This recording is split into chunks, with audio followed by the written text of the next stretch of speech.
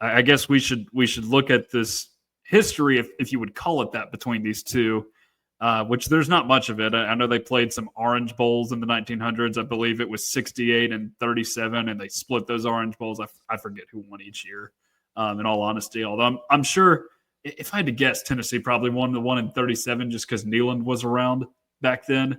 I'd have to pull that up to try and look at it, though. But that's all the history you have before the home and home in 2014 and 15.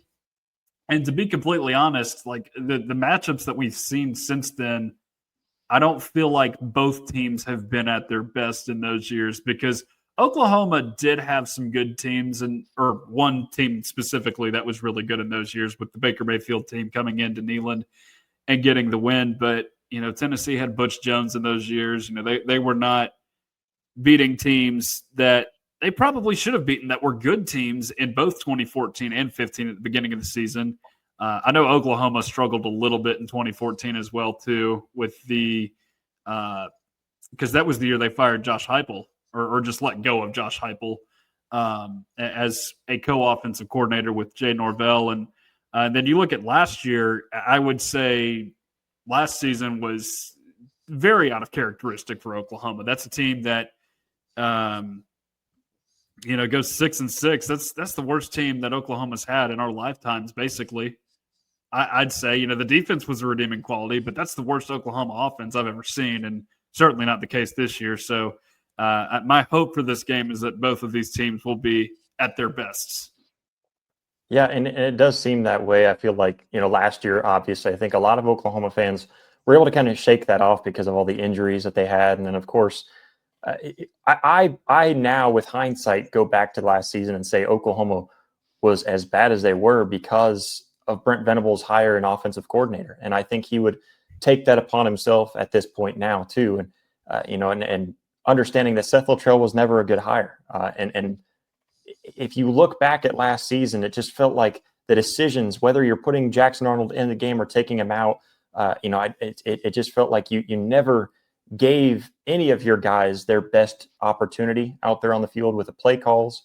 And then later on in the season, when you finally have your backs up against the wall where you have nothing going for you, then they start to shine against Alabama. And what do they do with that? They kind of hold on to that win too long, and then they end up losing to Missouri and then losing to LSU there in the end of the season. But yeah, it definitely wasn't Oklahoma's best last year. But I think Tennessee got the best Oklahoma, the best version of Oklahoma leading into that game, because it was high hopes. It was hopes that you can hang in there with an SEC opponent. It was, I believe, the first SEC game for Oklahoma. Yeah. And so, that was big for Oklahoma coming into that game. And then, of course, just a couple of turnovers from Jackson Arnold was basically the start to the fall, the start to the end for Jackson Arnold there to kind of close out the season.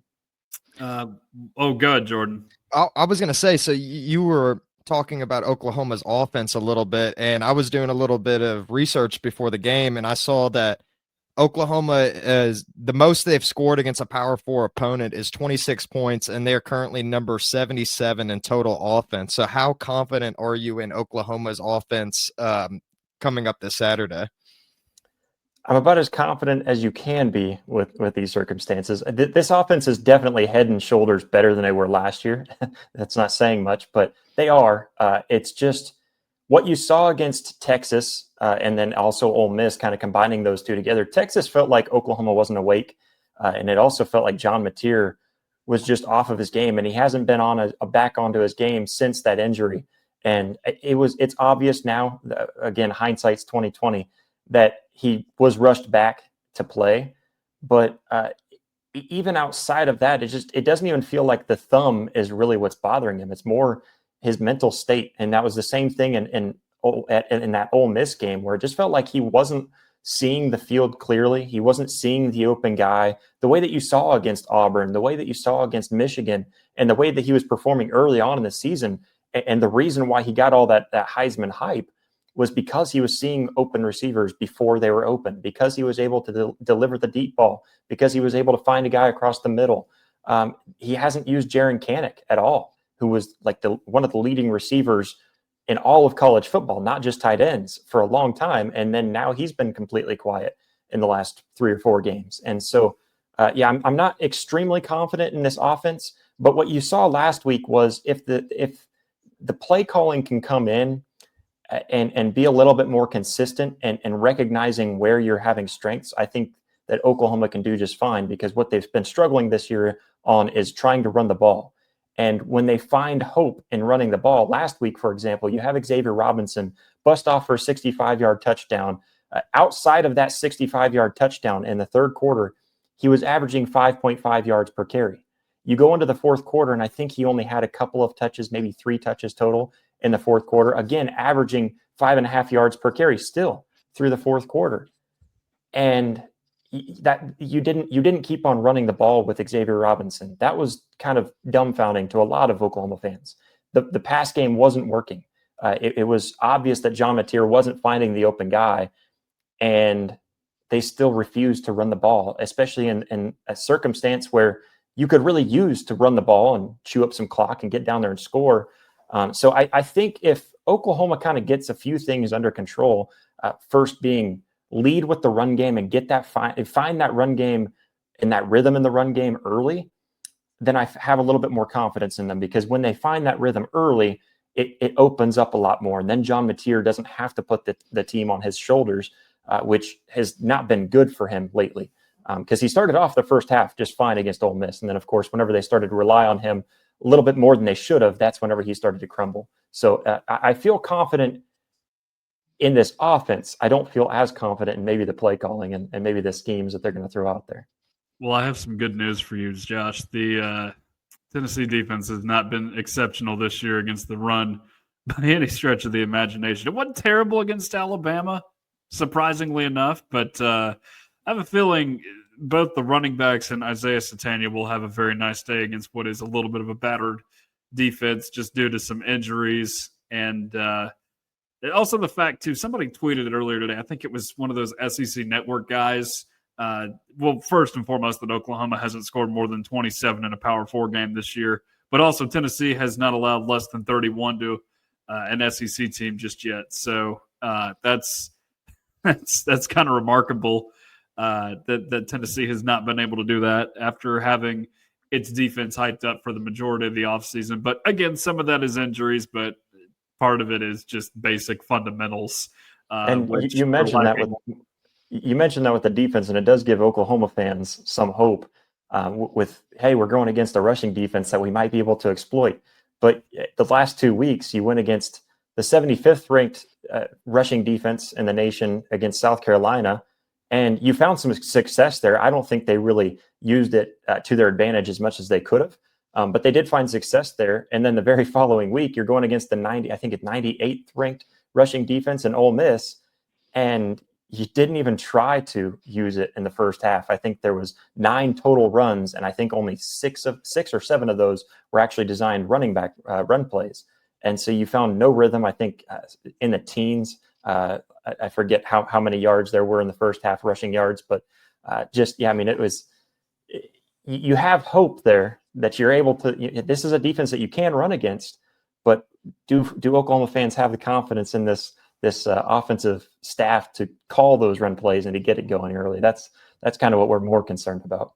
Hey, Josh, one generic question I have for you just about Oklahoma fans. What is the perception of Josh Heupel there? I was hoping you were going to ask that. Because here's the thing. It's a very complicated relationship from what I understand. Like, I've heard that Oklahoma fans do like him, but there's bad blood there just because of what happened with the Stoops family. And then you got Tennessee fans saying, you guys shouldn't be mean to Josh Heupel, because if you're mean, he'll run off for the Oklahoma job when it inevitably comes open.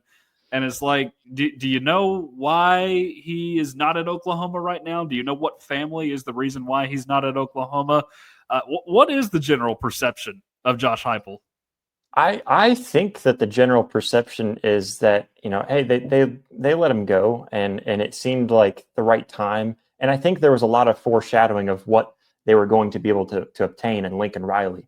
And so, I think that was part of what went into maybe the decision. I don't know exactly all the details the way that some do on exactly what went down, but I know that there's a lot of it that has been built up in kind of wise tales of it actually blew up into this big thing, because even Bob Stoops is pretty cordial with Josh Heupel now to this day.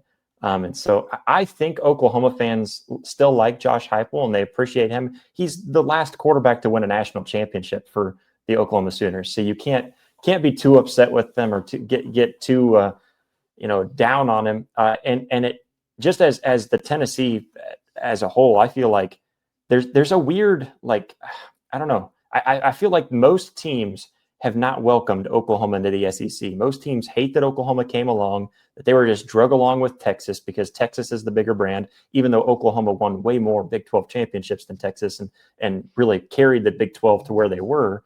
That's kind of the perception for Oklahoma, was that everyone was like, we got to bring in Oklahoma, and they're a bunch of annoying fans, and they think they're good when they're not, when Oklahoma really is a historic program. But then there was one team that seemed really welcoming to Oklahoma fans, really welcoming to myself whenever I started covering Oklahoma. I had a bunch of Tennessee fans like constantly in my comments and constantly cheering Oklahoma on and constantly, jumping in, even if I wasn't talking about Tennessee. And I was like, wow, this is kind of weird.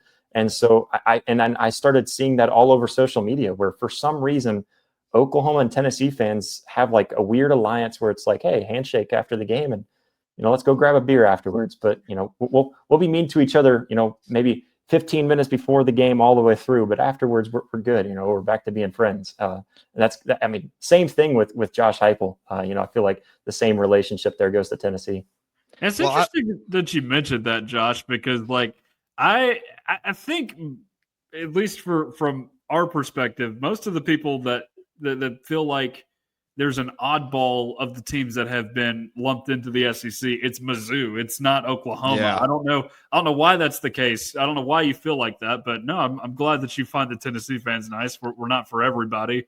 I feel like Oklahoma fans are actually very nice, funnily enough, that you put it that way. Like there's the thing, because the Texas A&M fans are all very nice. We can agree on that.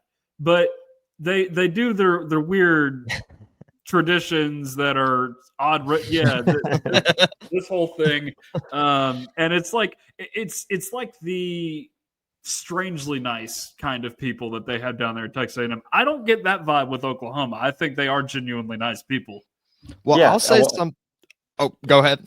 No, I was just going to say real quick that it is kind of that I don't know. It is Missouri is the outcast. They always were the outcast of the Big 12. I think that's why they got rid of them in the Big 12. But yeah, and then just for Oklahoma coming over, what I heard from SEC fans all around was Tennessee fans are the worst. Tennessee fans are the most annoying. And I felt like Tennessee fans were the most welcoming. And I can see where Tennessee fans are brutal to everybody else, but for some reason, it just hasn't been the case for Oklahoma. You're listening to Bama and Florida fans, Josh. That's yeah. the problem. Yeah. But I was going to say, I feel like maybe just a theory why Tennessee fans accepted Oklahoma more is because even though Tennessee doesn't, I think Tennessee's only played them maybe twice ever, but there's a little bit of mutual hatred there with Texas, considering they call themselves UT and all this, and they wear a lot of pride on their shoulders, even though they have less national championships. The University of Tennessee was founded in 1794, I think, and the state of Texas was founded in 1825. And not only that, the state of Texas wouldn't even be a state without the help of Tennessee, and yet they still want to claim superiority over the Volunteers. No, I think most Tennessee fans hate Texas just because they share so much with Tennessee. So I think, and we are always going to support the rivals of our rivals. They're embarrassed to acknowledge our existence, Jordan. Well, yeah, and I always just found it weird. I was just talking about this the other day because it's like I get, random fans from other teams that will just randomly hop on and, they'll jump in your comments on social media, or they'll jump in the live chat on our podcast and jump in there just to roast Oklahoma for losing. And it's just so weird. Like last week, I kind of get it for Ole Miss fans jumping in real quick. And I get it for rivals, like we get Texas fans jumping in constantly and just kind of stirring up the chat and everything, which I kind of get that. But every once in a while, we'll get like a random Bama fan or a random Florida fan or, a random Georgia fan. And it's like teams that Oklahoma's not even playing. or maybe doesn't have them on the schedule until later on in the year or something. And it's always just really weird to me where I've never really had too much from Tennessee fans. Like I feel like Tennessee fans have always been, pretty cordial. They'll jump in the week of the game and, kind of shout their, and I expect that, I encourage that. But it's like, it's just a much different thing. And it probably is the whole UT thing. Of course, Texas hates that Oklahoma throws the horns down so much that they begged the Big 12 to make it a penalty. And so now we finally come over to the SEC. We're allowed to do it as much as we want. Yeah, none of that softball crap here. And you, by the way, you named the 3 worst fan bases in the SEC just now. So glad that you hate all of them like we do. So it is a weird alliance that we've got going on here.